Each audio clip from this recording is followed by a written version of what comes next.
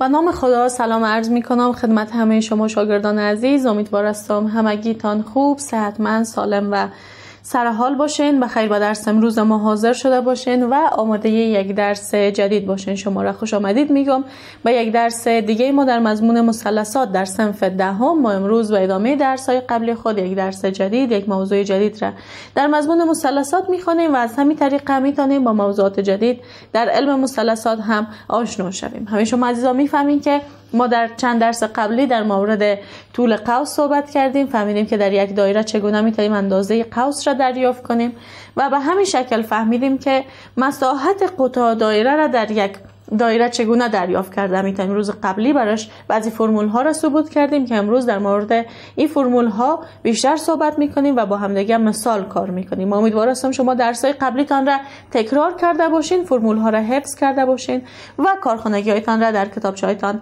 حل کرده باشین. عنوان درس امروز ما دریافت مساحت قطاع دایره و حل مثال ها است و این درس ما شامل صفحه 251 و 252 کتاب ریاضی بخش مثلثات هست. هدف ما هم در درس امروزی هست که با هم دیگه بعضی مثال ها را در همین رابطه حل کنیم. پس قلم و کتابچه‌تان پیشتان باشن، نکات مهم درس امروز را حتما یادداشت کنید.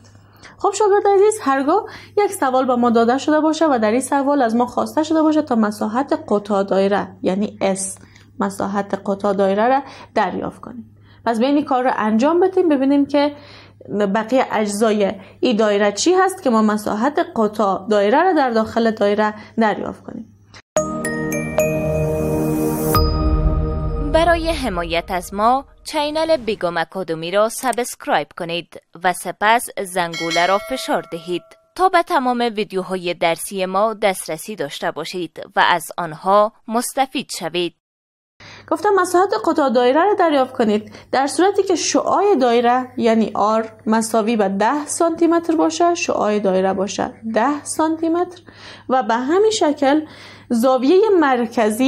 زاویه مرکزی که تشکیل دهنده قطاع دایره می باشه توسط دو شعاعی که تشکیل دهنده قطاع دایره هست تشکیل شده یعنی تیتا مساوی هست به پای بر 2 رادیان باشه، مساوی به پای بر 2 رادیان باشه. خب شاگرد عزیز، اندازه خود زاویه مرکزی که توسط دو شعاع تشکیل شده در داخل دایره و بدون شک خود قطاع دایره هم ببینید شما اگر دوباره دایره را در نظر بگیرین بیاین با هم دیگه یک دایره ترسیم کنیم و شما اگر دایره را در نظر بگیرین قطاع دایره چی هست؟ قسمتی از دایره هست که توسط دو شعاع و قوس مقابل دو شعاع از دایره جدا میشه. با طور مثال در این قسمت شما خوب دقت کنید، در این قسمت مرکز دایره باشه، خطی که مرکز دایره را به محیط دایره وصل میکنه شعاع دایره، یک شعاع دایره و دومین شعاع دایره. دو شعاع در بینشان یک زاویه در این قسمت تشکیل میشه که این زاویه همین زاویه تیتا هست که ما به حسب رادیان داده شده. قطاع دایره چی هست؟ قطاع دایره قسمتی از دایره است که توسط دو شعاع و قوس مقابل از دایره جدا شده باشه. این قسمتی که با رنگ زرد براتون نشان دادم قطاع دایره است. حال در سوال گفته اندازه این قطاع دایره رو دریافت کنید در صورتی که طول شعاع دایره 10 سانتی متر باشه، اندازه تیتا یا زاویه مرکزی هم باشه پای بر 2. پس به این کار را انجام بدیم. فرمول داشتیم. فرمول ما به خاطر دریافتن مساحت قطاع دایره در این حالت چی بود؟ داریم S چون زاویه بر حسب رادیان به ما داده شده بنابراین نوشته میکنم S مساوی هست به 1/2 تیتا ضرب R مربع، 1/2 تیتا ضرب R مربع یا R مربع ضرب تیتا فرق نمیکنه. حالا بیاین در داخل این فرمول قیمت ها را جابجا کنیم. S مساوی هست و 1/2 خودش به جای تیتا قیمتش را میگذارم، قیمت تیتا هست پای بر 2 ضرب R مربع قیمت R چند هست؟ 10 سانتی متر، چون R مربع هست پس 10 سانتی متر مربع.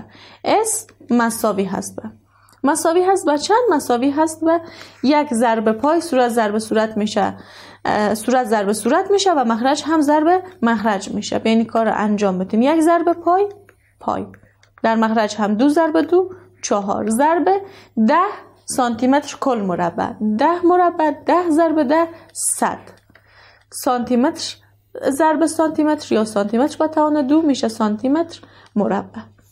خب کاری که در این قسمت انجام دادم میتونیم چی هست؟ این باشه که نوشته میکنم S مساوی هست به 4 اگر اختصار کنیم میگیم 1 4 4 در این قسمت هم 2 4 8 و دو حاصلش باقی میمونه روی 0 20 میشه 5 4 هم 20 25 ضرب پای در صورت باقی میمونه در مخرج چیزی باقی نمیمونه 25 ضرب پای سانتی متر مربع عبارت از مساحت چی هست؟ مساحت قطاع دایره می باشه. مساحت این قطاع دایره که در این قسمت براتون نشان دادم در صورتی که شعاع دایره 10 سانتی متر باشه اندازه زاویه مرکزی هم و اندازه چی باشه؟ به اندازه پای بر 2 باشه. در این صورت مساحت قطاع دایره مساوی هست به 25 پای سانتی متر مربع. شما میتونید به جای پای قیمت پای را میفهمید به جای پای 3.14 وضع کنید و یک عدد اعشاری به دست بیارین و به همین شکل شما میتونید به جای پای 22/7 هم وضع کنید و باز هم یک عدد اعشاری را به حیث مساحت قطاع دایره دریافت کنید. در غیر از او همینقدر کفایت میکنه و 25 پای سانتی متر مربع هم مساحت قطاع دایره هست. امیدوارم این سوال را یاد گرفته باشین و فهمیده باشین که چگونه میتونیم مساحت قطاع دایره را دریافت کنیم. حالا بیاین با هم دیگه یک مثال دیگه حل کنیم. هرگاه یک مثال داشته باشیم و با ما گفته شده باشه که هرگاه شعاع دایره مساوی به 10 سانتی متر باشه R مساوی هست به چی؟ مساوی هست به 10 سانتی متر. گفته اگر شعاع دایره 10 سانتی متر باشه مساحت قطاع دایره ای را دریافت کنید که زاویه قطاع یعنی تیتا مساوی به 72 درجه باشه. مساوی به چی باشه؟ مساوی به 72 درجه باشه. مساحت قطاع دایره را دریافت کنید. حالا بیاین که مساحت قطاع دایره را دریافت کنیم. شاگرد عزیز شما میفهمین اگر زاویه قطاع یعنی تیتا بر حسب درجه به شما داده شده باشه در اون صورت شما از کدام فرمول استفاده میکنید؟ به خاطری که مساحت قطاع دایره را دریافت کنید. بیشتر بر حسب رادیان به ما اندازه زاویه داده شده بود، حالا بر حسب درجه اندازه زاویه تیتا یا زاویه قطاع داده شده. بنابراین از این فرمول باید استفاده کنیم که S مساوی هست و در مخرج 360 قرار میگیره 360 درجه و در صورت تیتا ضرب پای ضرب آر مربع میشه. تیتا ضرب پای ضرب آر مربع میشه. پس بیاین این کار را انجام بدیم. S مساوی هست و یا اندازه مساحت قطاع یا بهتر است بگیم مساحت قطاع مساوی هست و تیتا اندازه تیتا هست 72 درجه ضرب پای قیمت پای خودش یا میتونید قیمت پای را هم وضع کنید ضرب آر مربع. قیمت آر چند هست؟ 10 سانتی متر. چون آر مربع هست بنابراین من نوشته میکنم 10 سانتی متر مربع. چون آر مربع هست بنابراین 10 سانتی متر مربع. در مخرج هم 360 درجه باید خودش باشه. 360 درجه. خب بیایم پیش بریم. نوشته میکنم S مساوی هست و S مساوی هست و چی؟ مساوی هست و در صورت داریم 72 درجه ضرب ببینید پای را در اخیر در نظر میگیریم. در این قسمت ببینید 10 را که مربع بسازین 10 مربع شود مساوی هست به 100 سانتی متر هم که مربع شود سانتی متر مربع. سانتی متر مربع ضرب پای هم خودش باشه. در مخرج داریم 360. حالا بیاین اختصار کنیم. اختصار در این قسمت میگیم 1 0 در مخرج با 1 0 در صورت اختصار میشه و اگر به 6 اختصار کنیم میگیم 6 6 36. در این قسمت میگیم 1 6 6 یک حاصل میمونه روی 2 12 2 6 12. باز هم به 6 اختصار میکنیم میگیم 1 6 6 2 6 12. در نتیجه S یا مساحت قطاع مساوی هست و در این قسمت در صورت 2 باقی مانده ضرب 10 2 ضرب 10 مساوی هست و 20 دیگه در صورت چی باقی مونده؟ پای باقی مونده سانتی متر مربع باقی مونده. در مخرج چیزی باقی نمونده. بنابراین در پهلوی 20 پای نوشته میکنم سانتی متر مربع و در نتیجه مساحت قطاع را دریافت کردیم که 20 پای سانتی متر مربع هست. 20 پای سانتی متر مربع یا سانتی متر به توان 2. مساحت قطعه را دریافت کردیم که 20 پای سانتی متر مربع. شما میتونید به جای پای قیمتش را وضع کنید و عدد اشاری که حاصل میشه را به حیث مساحت قطعه دایره قبول کنید. در غیر از او در همین قسمت هم جوابتان کاملا درست هست. حالا بیاین با هم دیگه یک مثال دیگه حل کنیم. گفته اگر شعاع یک دایره R مساوی به 6 سانتی متر باشه، شعاع دایره مساوی به 6 سانتی متر و همین قسم مساحت قطاع دایره که توسط این شعاع‌ها در داخل دایره تشکیل شده مساوی به 15 پای سانتی متر مربع باشه، مساوی به 15 پای سانتی متر مربع باشه، طول قوس را دریافت کنید. چی را دریافت کنید؟ طول قوس را، L را دریافت کنید. آیا بین L و همین قسم قطاع دایره، مساحت قطاع دایره کدام رابطه وجود داره؟ نداره. ما باید تیتا را دریافت کنیم و از روی تیتا بتونیم که طول قوس مقابل را پیدا کنیم. خب شاگرد عزیز، حالا بیاین که چی را دریافت کنیم؟ در ابتدا قیمت تیتا یا زاویه مرکزی را دریافت کنیم. خب نمایش میکنم که ما به خاطر دریافتن مساحت قطاع S مساوی هست و یک فرمول داشتیم، یک بر دوی تیتا ضرب R مربع. خب شاگرد عزیز، حالا میخوایم که تیتا را دریافت کنیم. در این قسمت در همین فرمول میخوایم تیتا را دریافت کنیم. تیتا را چگونه دریافت میکنیم؟ به قیمت ها را بگذاریم و بعد از او بریم به طرف دریافتن زاویه تیتا.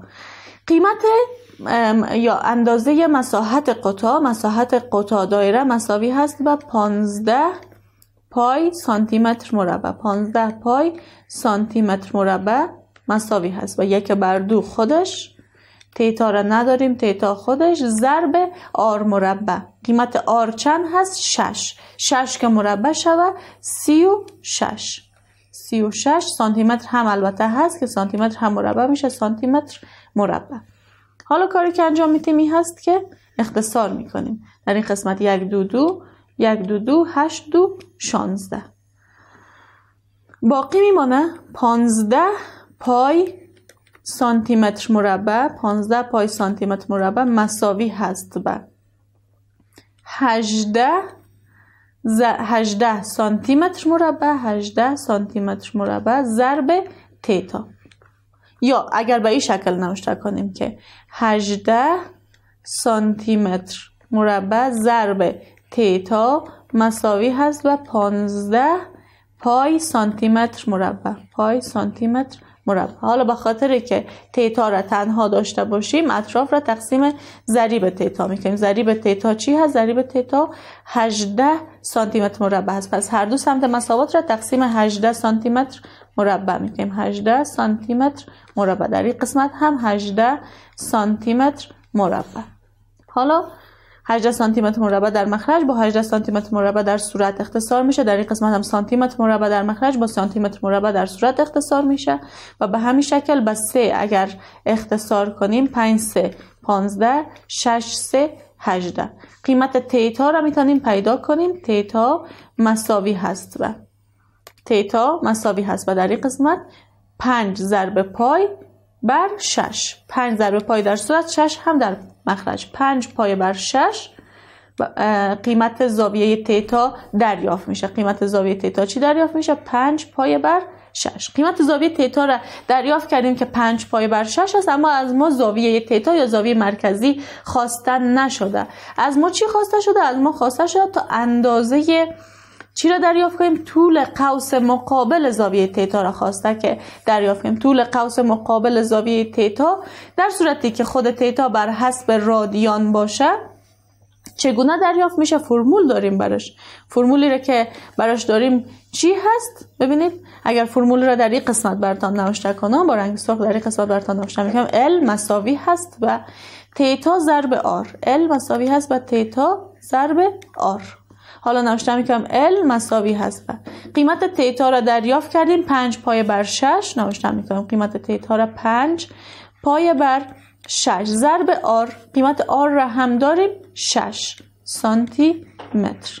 حالا اختصار میکنیم. 6 در صورت با 6 در مخرج اختصار میشه. در نتیجه L مساوی هست با 5 پای سانتی متر. L را تانستیم دریافت کنیم که 5 پای سانتی متر. شما میتونید به جای پای قیمتش را بگذارین و یک عدد اعشاری دریافت کنید. در غیر از او در همین قسمت هم جوابتان کاملا درست هست. بنان کاری که ما انجام دادیم چی بود؟ کاری که ما انجام دادیم ابتدا قیمت زاویه تیتا را دریافت کردیم. چرا؟ چون به ما مساحت خود قطاع دایره داده شده بود، شعاع داده شده بود و ما از روی این دو جزء معلوم جزء نامعلوم که زاویه تیتا بود را دریافت کردیم. شد 5 پای بر 6 و چون در خود سوال خواسته شده بود که طول قوس مقابل زاویه تیتا را دریافت کنیم، بنان این فرمول را از درس‌های قبلی زمانی که طول قوس را خواندیم یاد گرفته بودیم که اگر خود زاویه بر حسب رادیان به ما داده شده باشه، شما زمانی که پای را مشاهده می‌کنید یعنی زاویه بر حسب رادیان به شما داده شده، بعد از این فرمول استفاده می‌کنید